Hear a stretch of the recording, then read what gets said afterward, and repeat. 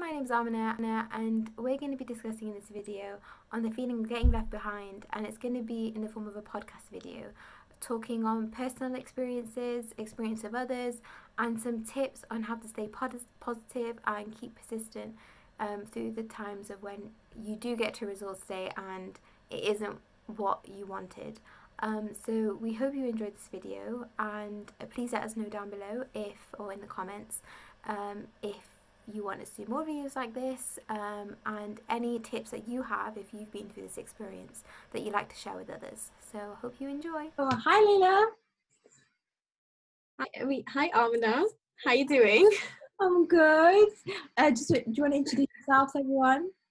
Yeah, so just like Amina was saying, my name is Lyla. I'm currently 21 years old. I've just finished my biological sciences degree from the University of Leicester, and I am still trying to pursue a career in medicine. So I'm still trying to apply to medical schools and try and getting into medicine. So yeah. That's cool. So we're just gonna have a really chill out discussion on just talking on the topic, because what I found is a lot of people struggle to approach this idea and this subject because in some ways it's a bit taboo, because this idea of not getting the best results on results day, nobody really wants to shout that from the rooftops. So I thought it might be a really good idea if myself and yourself, when we went through it, it would have been really helpful had someone sort of sat us down and thought, right, okay, what sort of things do I need to think about? Where should I go from here? So yeah. Yeah, 100%. I didn't basically get good grades for A-levels at all. But all those things didn't stop you from applying, did it? No, it didn't. So my mom was telling me to apply. People in my sixth form was telling me to apply. I mean, I was predicted 3 A's because overall my A-level experience wasn't the best. Yeah. I just didn't really enjoy it. I struggled a lot just understanding everything. I felt like I wasn't supported as much as I think. Yeah. I think a lot of people will be able to resonate with that, especially with the current climate and the students that are about to get their grades. A lot of them, well, all of them, they haven't sat their actual A-levels. So for them, that whole experience is probably really similar. And to think a lot about like that with A-levels, it's completely different. Completely different atmosphere, different vibe, working environment. Exactly. And you must have remembered back with biology A-level, when none of it's so horrible. Exactly, like the stuff that you have to learn in the textbook doesn't even come up in the exam, and I'm just I don't understand what's the point of the textbook.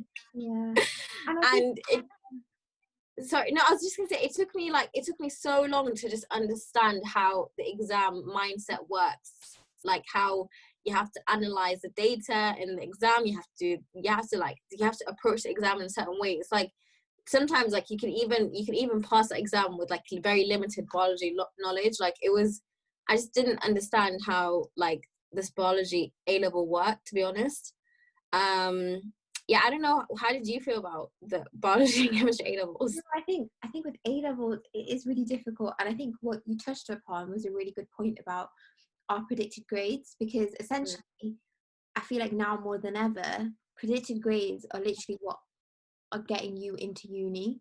And if you're unable to reach those goals, those grades on results day, it's really difficult, because it's having to settle with the fact that, did my teacher just put that down? Because, do you know what I mean?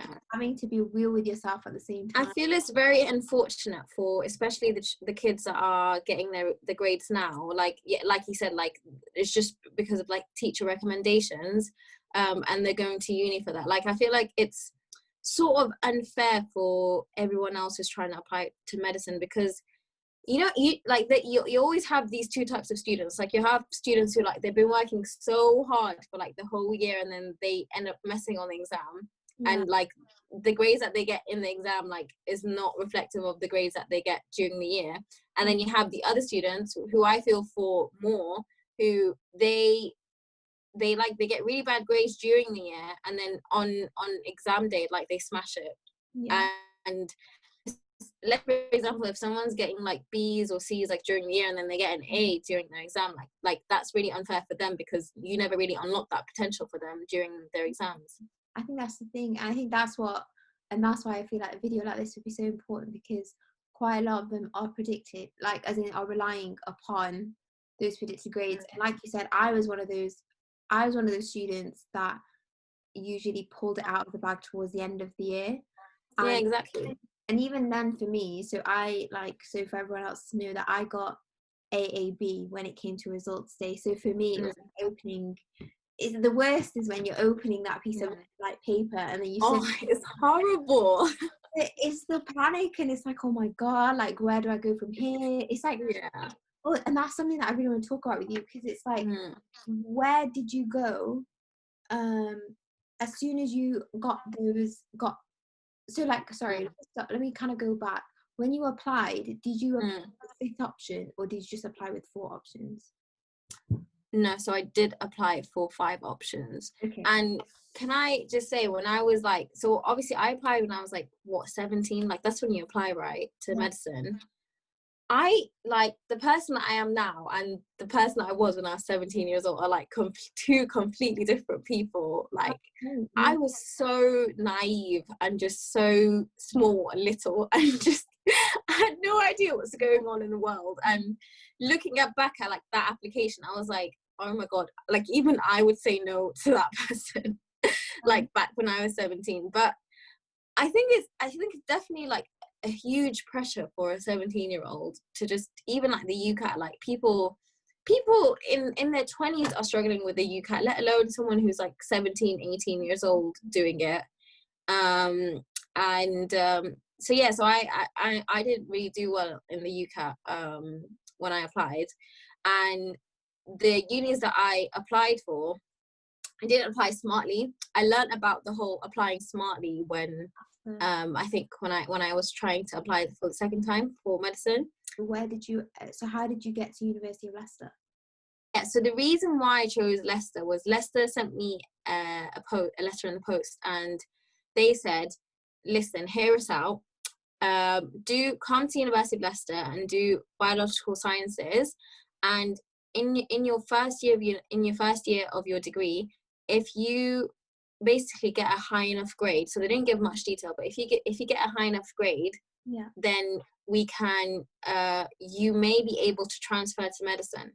So when I saw the word transfer, I was like, yeah, I'm going there. So that was the reason why I ended up going to University of Leicester. Right, okay. But they told me about this back in May. It wasn't on results day. They told me like May, like of that year. Okay. So I just had that as like an option on the side still. But yeah, on results day, I'll never forget this. I went with my friend, and we both took our letters. We went to the toilet, and we both like went to separate cubicles, and we opened it to ourselves, and then we came out. And let's just say one of us came out happy, one of us came out crying. So it was really, and you know, like you were saying before, I did have that feeling like, you know, I'm a failure. What am I going to do with my life? I don't know what I'm going to do. I've lost all hope. I'm never going to get into medicine. I had all these feelings, and I felt like I was never going to make it.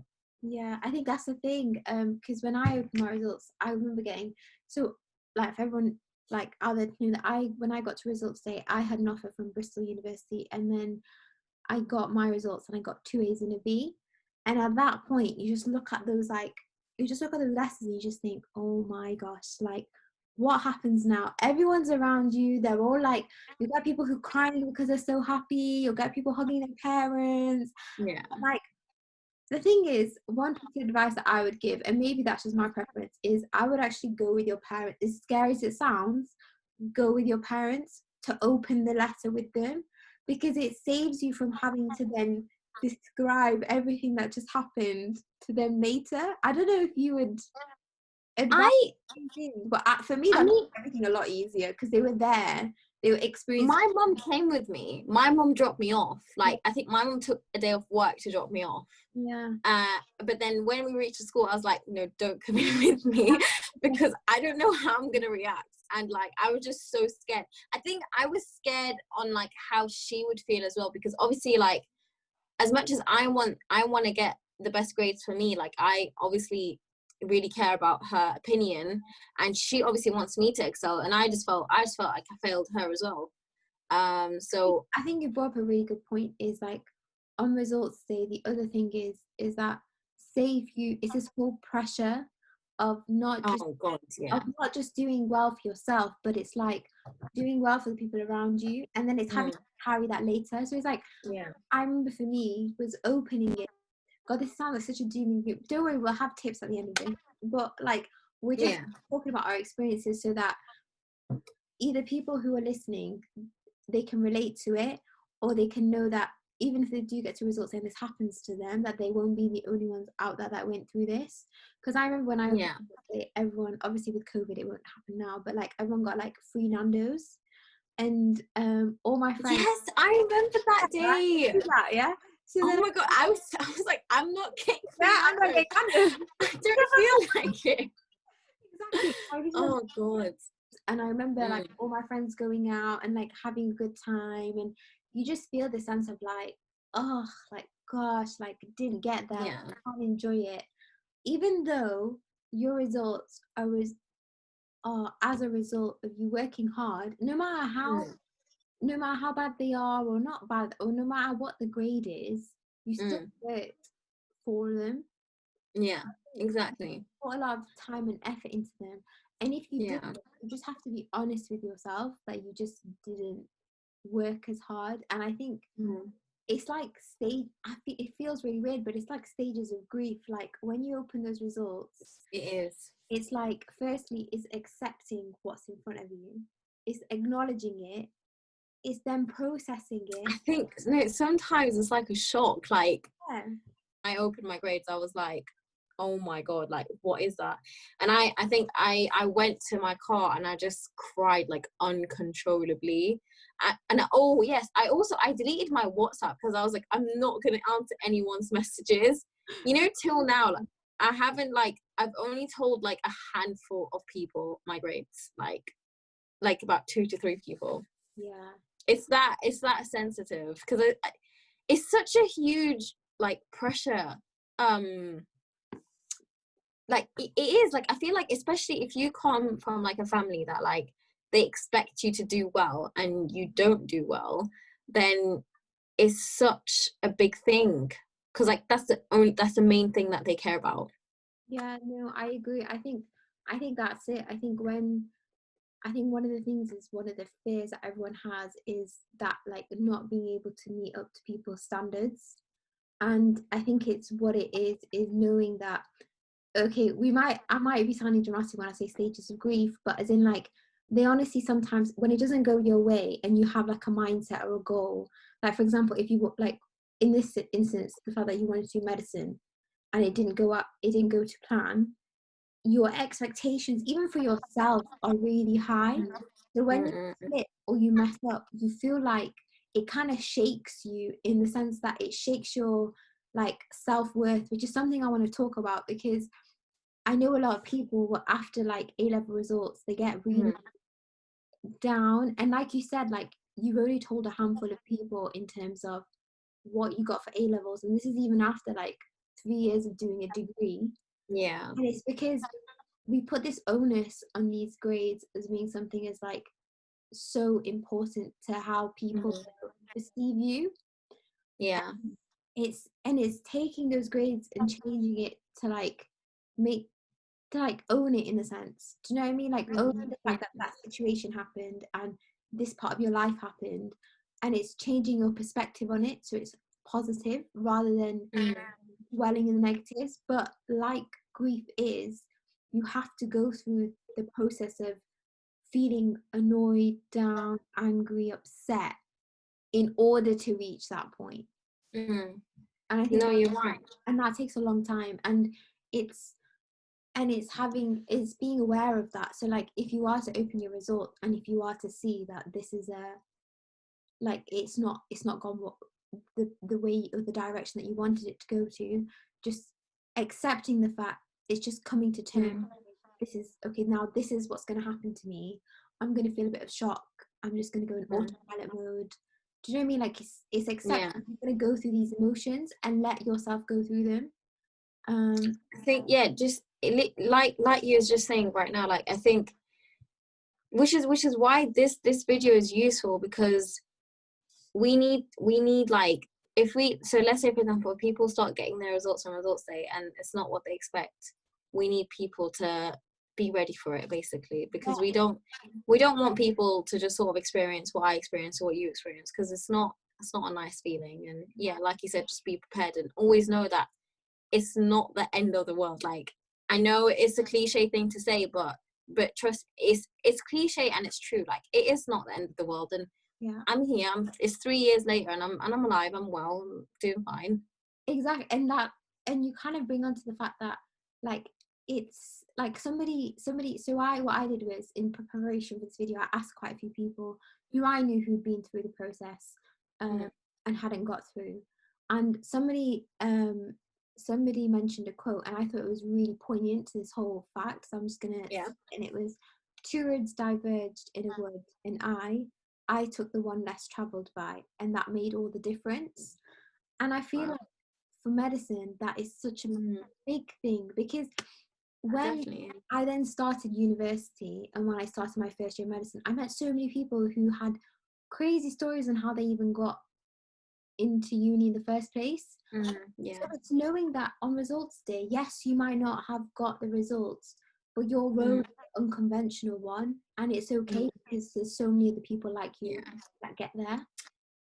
It's exactly, I've heard so much stories. I think this is the thing, when I started going to uni and I heard people's stories on how they got to medicine, and I saw people's ages when they got to medicine, that's when it started to sit with me. That's when I started to feel comfortable, and I was like, you know what, it's fine if I start medicine later. Like, it's not the end of the world. Like, there's so much people, like I know people who are like my mom's friends, like my mom's age, who are like still doing medicine, who are studying medicine. I know people who they've done other degrees and they're doing medicine, and I know people who they've literally worked in the other, so like engineers or teachers or musicians or whatever, and they're still studying medicine, and they're in their 30s, and like it's not that deep. Like, it doesn't make you less of a person that you started a few years later than someone else. Like, and like you said, it's the road less taken, but you learn so much experiences. Like, the person I am now, like, I'm so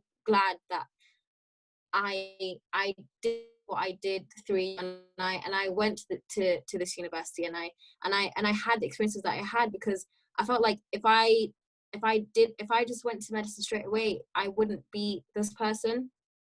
And I think, like you said about knowing your self-worth, I felt I did feel worthless for like a long time. I think I felt worthless for like the first half of the year for my university, but then slowly I was like, you know what, no, like I am worthy. You know, just because I didn't get into medicine straight away, it doesn't make me less worthless. And I have so much like medic friends who actually look up to me because of like the work that I've done in my community, or how I've helped other people, or how I can build friendships, or just because of my personality. And they say, you know, Layla, like I like you, I want to be like you. And to me, I'm just like, but I want to be like you. Do you know what I mean? So it's not like you said, worthiness isn't based on your grades. It's based on the person that you are and the person that you become. So it's very crucial what you said. And you're still going on that journey, and you're still persisting, but in a positive manner. And I think that's so key. It's taking whatever you get on results day and making sure that you make something positive out of it. Exactly. And like you said before, it's like 17, and like even with myself, like 17-year-old me and like now like 21-year-old me, it's like completely different person. And there's so many more experiences you go through growing up. And think about it. You went through the route of doing another degree. You graduated, and now you've got skills like analyzing, like analytical skills, essay writing skills. You know how to revise when it comes to uni. So like when you do get to the point of like doing medicine, you're prepared because you're like, okay, I know how to do exams. I know how you exactly. like you're way more you'll understand the whole process a lot better, and you'll appreciate it a lot more. Because I definitely notice it's the people who've gone through the sort of like a dip of on results day and then got into medicine, they've realized that this is like they understand the worth of doing it, and they realize how definitely, and that keeps you motivated. Like, so now I'm in my third year and it keeps me motivated to get to the end goal. And it reminds me that it took a lot of work and effort and blood, sweat and tears to get exactly to that point. because of the experience I've had. I know how to be humble in a way, because I've been humbled down, and I used to be that person, because I, like I said, when I was in my secondary school, I used to, I got the top grade in school, and I thought I was like the best, but but then obviously I was, I had my A-level experience, and then I had my uni experience, and I realized, no, like I shouldn't have ever felt like that. Like that's not a feeling I should be having. I should be humble. I should be respectful of everyone's grades, everyone's feelings, everyone's commitments to things. And I think I definitely understood that when I went to uni. I mean, even in my degree, I had a woman who, she was in her 30s, and she had children, and she was still doing an undergraduate degree, but because of her circumstances, she had to delay her education because just personal issues, and so it's not just medicine, like just in life, like there's so much things which will stop you from reaching your goal. And it's just how you go about it, how you be positive about it, and how you keep persevering, like you were saying. I think and I think it's this idea of a balance between being optimistic and realistic. So it's like on results day, when you get your results and it's not what you want, look at them, analyze them, like, so obviously take time to process them like we said, but then look at them and analyze them and think, right, okay, how do I, like, what happened, how did this happen, like analyze it realistically. If be real with yourself and honest with yourself. If you feel like, okay, I didn't do enough work, and I think in this current climate it's to do with how you work throughout the year, and that's how teachers are judging or predicting grades, which obviously is quite a sensitive topic at the moment. But like, if you get to that point, you realize, okay, clearly my teachers or whatever think that I couldn't have got this grade. That doesn't mean you can't get it. It just means that, okay, where's the room for improvement? Where can I change my mindset? What can I do differently? It's good. So it's being optimistic and saying, right, okay, this is what I've got. Now, how can I get from A to B? And and like going to results day with that mentality of like, look, if anything goes wrong, it's how do I tackle it? Like, how do I prep myself for that mindset? And I think one of the things you can do, and I think I would definitely do advise, is looking up, like, clearing, if you already feel iffy about your results on results day, is looking up things for clearing and like different routes into medicine, because there's so many other universities, like you said, University of Leicester, they sent you a letter. They said, if you do biological sciences, there's the route going into medicine that way. In like St. George's, if you do biomedical sciences, there's a route of going there into medicine. So look at all your options before you to results day, so that way you're mentally prepared of like, okay, if something goes wrong, I know where I can go to, I know who to ring, I know which universities are offering like this course. It's like analysing all those factors and thinking, right, okay, how do I move forward? Literally, exactly, that's on point. I think one website which I would recommend is definitely Medic Portal. Like, Medic Portal is like the guide for everything. And if you yeah, like Amna was saying, if you are iffy about your results, like Medic Portal will literally mention all the universities that do have like the back way option, and like they are like super helpful. Like I have I think Cardiff as well, they do something. If you I think get over like 60% in like first year, then you get an automatic interview to graduate Cardiff medicine. So Okay. yeah, so there's a lot of options, and you know, it's okay. Like I think also just knowing how to just stay calm, and then also, even though as much as it is painful to say, but do have a plan B. Yeah. Like it, you know, it's painful, but you know, you definitely need to have a plan B. Okay, so, so even if you feel like you do have, you're gonna get the grades for medicine, everything, just, you know, you never know, like like something might happen, so just have a plan B. Like, okay, what will I do if I don't get into medicine? Okay, maybe if it's something to do with your grades, maybe take a gap year, focus on that A level, and work on that, and also have a part-time job.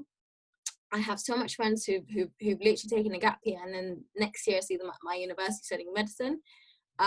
Or if it's if you feel like your grades like were really bad, or like, or just like, you know, you're never gonna get into medicine, don't have that mindset. You will get into medicine, but maybe just do biological sciences degree, and do the one with the route to medicine. So like, you know, go to Leicester, or go to St George's, or go to Cardiff, or even I think Bradford as well, they do there's clinical sciences. What else? And I think what yes, yeah, I think you made like a valid point, is and make sure you do your homework and like have a plan B. I think for me, my yeah. case is I was so determined. I didn't even put a fifth Mm. option down, so I just put 4 options. I was like, Really, you didn't put no, you didn't put one. I didn't put a fifth option because for me, in my head was I'm not. And this is the other thing: don't make any rash decisions. So Mm. this is why, like, mentally preparing yourself for it will stop you, like you said, being calm on results day, not making any like rash decisions. Because on results day, I rang around and Cardiff were offering me optometry, and my dad was up for it. Yeah. For it, like it's a really good course. Like the income's really good at the end of it. Like there's just so many good prospects as a result if you take optometry. But if your heart isn't in it, and that's with your your fifth course, if your heart isn't in it and you know that you're just doing it for the sake of others and not for yourself, don't rush into those options. Just take time, breathe on it, think on it, sit on it, and then reassess yourself and think, right, okay, what do I want to do now? What do I want to achieve now? Because you can just, because for me, my mindset was I would take a gap year, like you said, I'd get a job. I already looked into becoming a HCA. So I was like, if I do a HCA for a year, I can write that on my new personal statement. I'll just have to do the UK CAT again. Like that was my mindset. And then I apply that way. But things just worked out for me that I ended up just getting in that same year, even having gone not getting my results. But it's understanding the sort of person you are. If you're mature enough, or you feel like you're mature enough for university and you just want to get straight into something new, and you feel like taking a year out will just mess you up, then do look into other options and other routes. But if you feel like you're just doing university for the sake of university, it's £9,250 tuition fees that you're going to have to pay back eventually. So think about things and assess whether or not, and evaluate whether or not it's worth your time and money. I mean, think another option, sorry if I can just mention it, which a few friends of mine have done as well, is maybe considering doing medicine abroad. I know it's not like a very like a very open option, like as if like not a lot of people are super interested in it, but it does work out. And especially, for example, if you know, regarding the tuition fees, like Arno was saying, there's universities in Bulgaria and in Romania, where you do medicine for like 6 years, and tuition fees are I think they're significantly lower than UK. tuition fees, and also just like the rent and accommodation, everything. I think it's like it's very reasonable sometimes. And you know, so I'm 21 now, and I have friends that obviously were there from like, so like when they were 18 they went to Bulgaria, so like now they've just finished their third year and they're going to fourth year. So it's not like, it's not a bad option, you know. And then Conventional route, but it's still an option. yeah, exactly. And you know, at the end of the day, you will become a doctor. Like when when you go and you work in a UK hospital, they don't like that. No one's gonna walk around and be like, oh, where did you graduate from? You know, it's just exactly, no one's gonna do that. Like all they care is, oh, you're a doctor, you're registered by the GMC, okay, you're doing the shift now. Like that's literally it.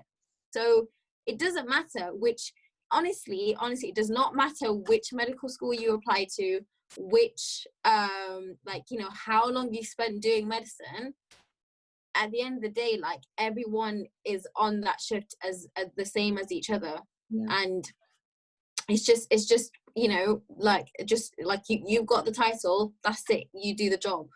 Exactly. And I think that's the thing, it's like, it's knowing that you're going to get there eventually and trusting the process. Yeah.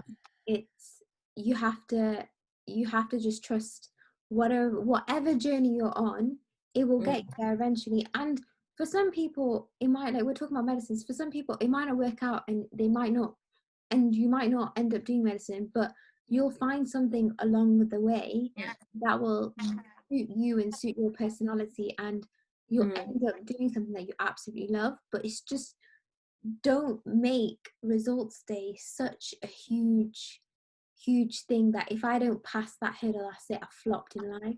Yeah, no, I completely agree with you. And you know, I was gonna say a few of my friends, literally they were like that. Like they, you know, some of them were like dead set on medicine, and then they ended up doing like biological sciences or pharmacy, and then they liked it. Like they actually liked it so much that that they don't want to do medicine anymore. Like I had a friend who she was in my biology class, and then she went to the same university as me, and she did my degree. And I thought, you know, like she's 100% doing medicine. Like after this, like I know she wants to do medicine because she wanted to do medicine from when she was 18. And then I saw her and I was like, wait, are you not applying to medicine? She's like, no, I actually really enjoy research now. And it's like you said, like you literally develop as a person and you just realize what you like and what you don't like. So it's like trusting the process and having faith in it. Like whether you're a religious person or not, it's just having faith in the fact that it will work out eventually. You're 18 years old, the world is not going to end at that point in time. It all depends on how you react.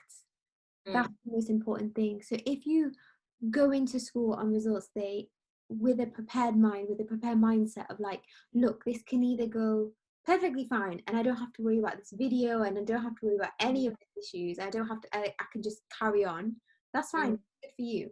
But if the other option is that it might not work out, and it might not be your first option, it might be your second, your third, your fourth option, you just trust the process and go along with it. And if it doesn't work out and there is no university, you've got clearing, you've got other courses, you got to keep persisting at it and keep working away at it. Don't feel yourself as less significant to other people, like we said.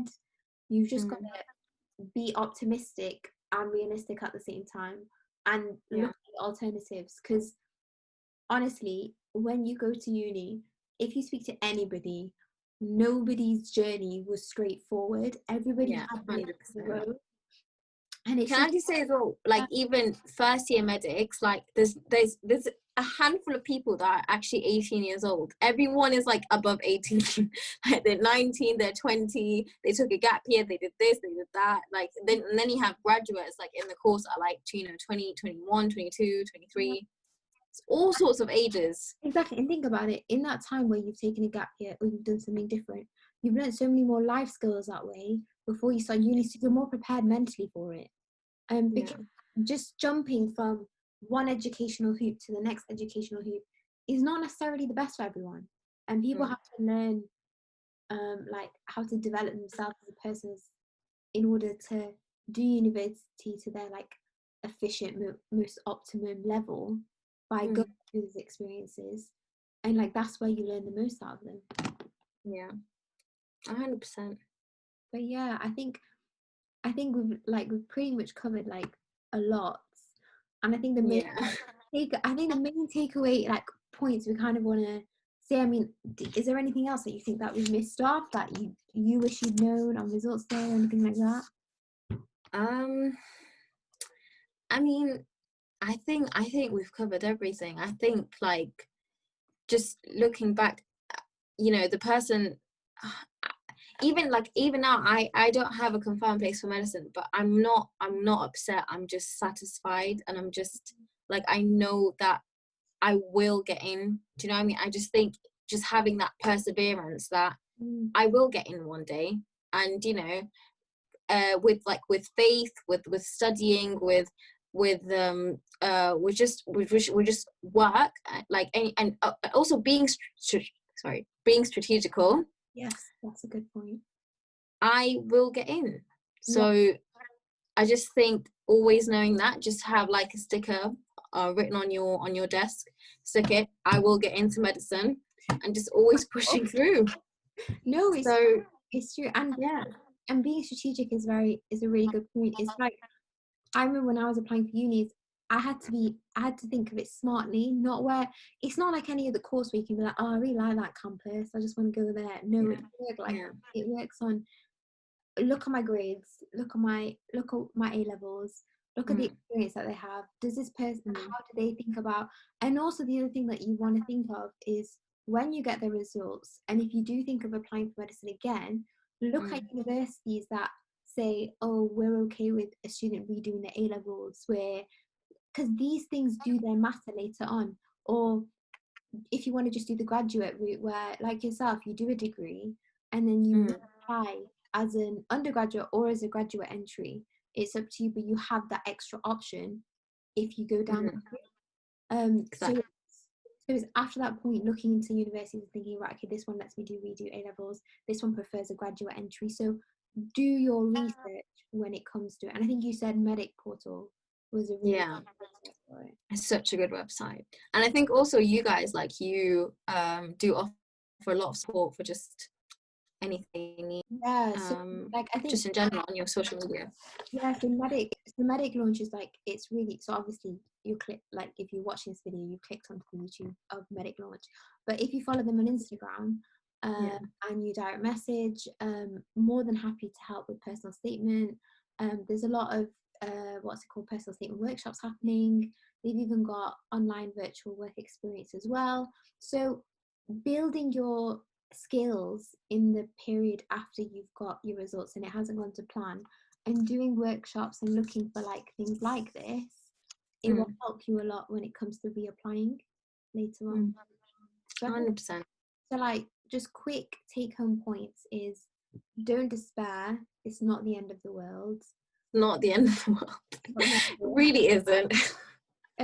This is coming from two people who have been through it. Yeah. Give yourself time to process what you're feeling. Don't feel pressured around like by external forces, people. You're on your own journey and you'll get there eventually. Be optimistic. And what would last thing you sort of want to say? Be strategical and have faith. Yeah, strategical, have faith, and be prepared. But yeah, that's it. I think that was like a really roundabout way of like talking about this topic. But hopefully, if you've watched this and you've got any comments or anything like that, you can always just mention them in the comments below or get in contact with us if you're struggling and you're not sure what to do. But yeah, so results day is in what, like just over a month away, or is it under? I think so. Yeah, I think it's under a month. Yeah, so good luck to everyone who is watching this video, and we hope that this has been of some help to talk about this topic. So yeah, so thank you. Bye. Thank you. Bye.